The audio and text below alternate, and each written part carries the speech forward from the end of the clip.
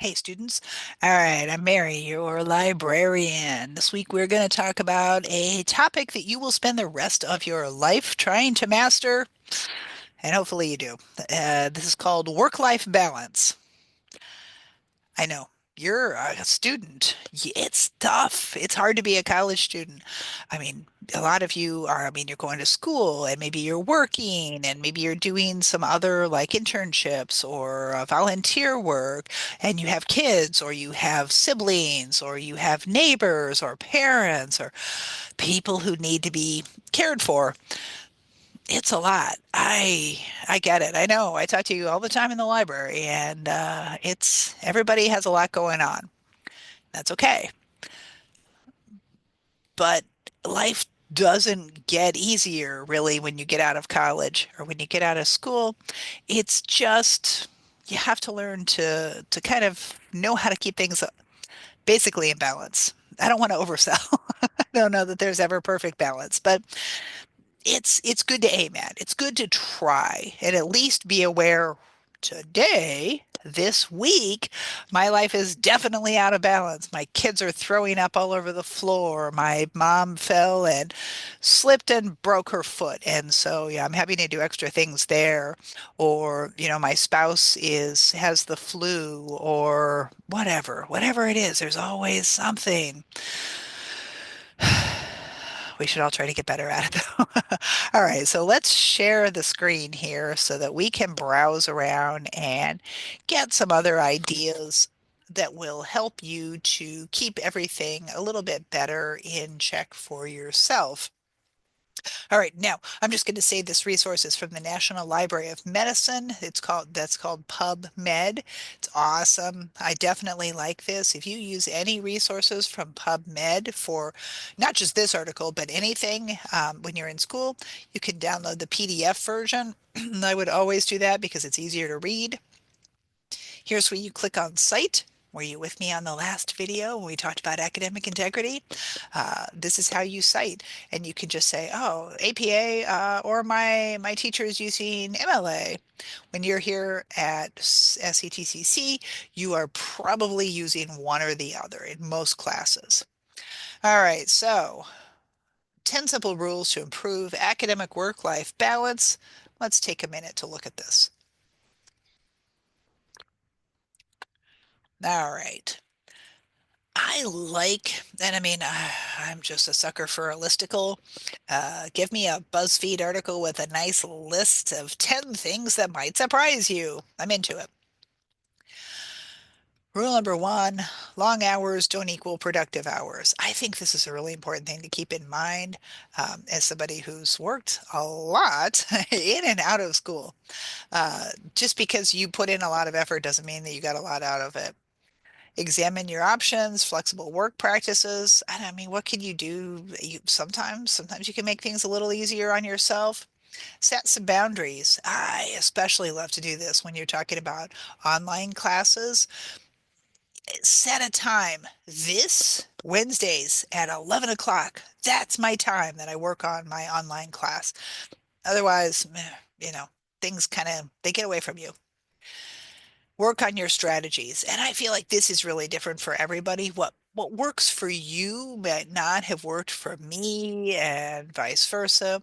But you need to be very thoughtful of what is going to make you better, what is going to help you to get your work done and to do it well and to not spend an excess of time.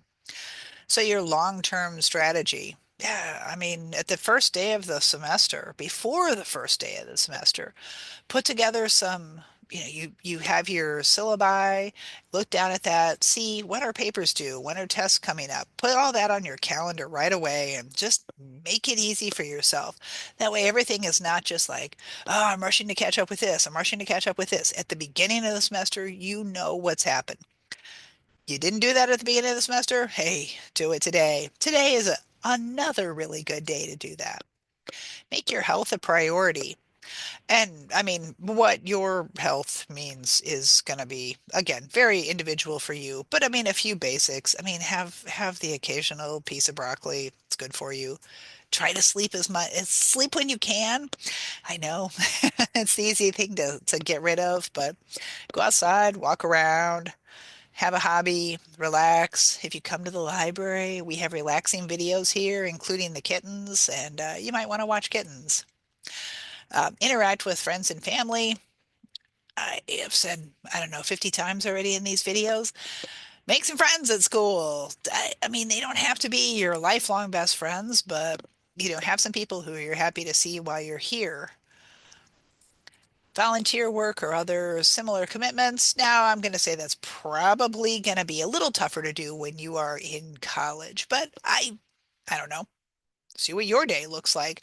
And maybe it's, you spend a couple hours a week and you help box things at a food donation site, or just something that isn't going to be enormously difficult for you. But I mean, it really genuinely does do good things for your mental health and your sense of balance in the world. All right, seek out and create peer institutional support systems. I think we actually have a bunch of these on campus. And I don't know if students always take advantage of them as much as you should. So I mean, we have mental health providers, we have accessibility providers, we have people in the library. Hi, I'm pointing at me, who are here to help make sure that you find the best information and that you feel really strong in your digital literacy skills. We have the CAS that helps in tutoring. We have Trio that helps first gen students and ESOL students. I mean, we have a lot here. So, and plus all the organizations. Have you been to Student Senate? Or did you join PTK? Are you in the LGBTQ club? I mean, join something. Okay, I'm going to stop. Let's move on. But you see where I'm going with this. And, talk about the need. I mean, if things are really out of control, try to talk to somebody. So, if let's just say you have a mean instructor who's assigning way, way, way, way, way too much work, without sounding like you're just being whiny about it, talk to your instructor and say, "Hey, I see where we're going with this, but boy, it's a lot. Um, is there a way that maybe we could drop one of these assignments or something?" That might not be the best example, but talk to your family. If you're the one who's doing all the laundry and all the cooking and all the cleaning, I mean, that's ridiculous. Don't do that. And other people who live in your house should also be pitching in. So have those discussions. I mean, they feel weird in the moment, but you're building skills that you're going to use for the rest of your life. All right. So I just also pulled up a couple of other articles. This is from the American National University, creating a work-life balance while you're attending school. So how do you achieve balance? Yeah, I don't know.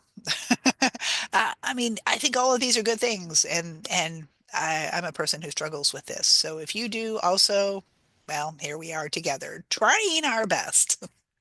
All right, EdSource, healthy work-life balance, and it helps to prevent college student burnout. I mean, it's been a long time now since I was in college, but I mean, I remember, I mean, I was taking overload semesters every semester. I was working 2 and 3 part-time jobs. I mean, I was sleeping, 3 and 4 hours a night for quite a while. Yeah, it's hard. So I probably didn't have the college experience that I could have had if I was a little bit more thoughtful and kept things a little bit better balanced. All right, and as always, here we are. This is the library catalog, and we are looking at work-life balance.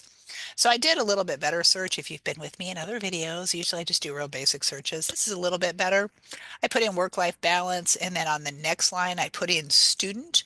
Uh, Even if I just typed just academic or if I typed college, it tended to be a lot of things about employees at colleges, which I mean, hey, we need it too. But we're kind of talking about you right now. So doing that, I have 22,636 results. That's cool. Um, so this first one is a book. Then a book. Here's an article, 10 simple rules to improve academic work-life balance. And if that looks familiar, I'm pretty sure that's the one that we just looked at over there at the uh, that one from PubMed. All right. Well, I found it elsewhere, but look at that.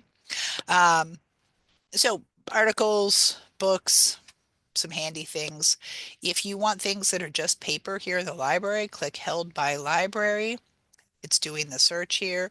So we have four papers for paper resources, but yeah, most of our stuff, it's available to you 24/7. That's why we have all these digital things. We do have over 750,000 digital items in the collection, and they are for you anytime. All right, so let's just go ahead and wrap this up. Work-life balance, it's good.